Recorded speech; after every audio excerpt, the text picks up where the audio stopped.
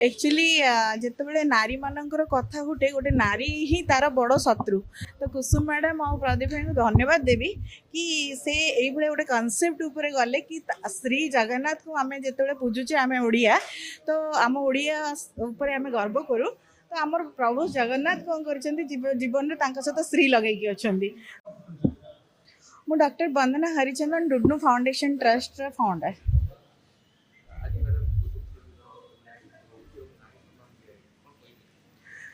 Actually जितेबाला नारी मानकर कथा उठे गोटे नारी ही तार बड़ शत्रु।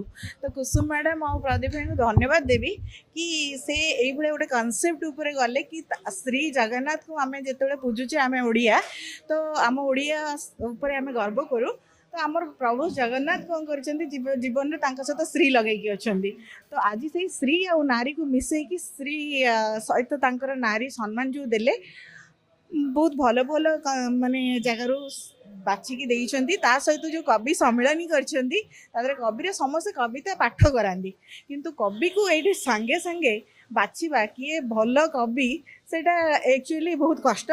तो यहाँ भी सब बहुत जगह गाँ गहली रे कवि मैंने लिखुंट से गाँ गहली ही रही जाती।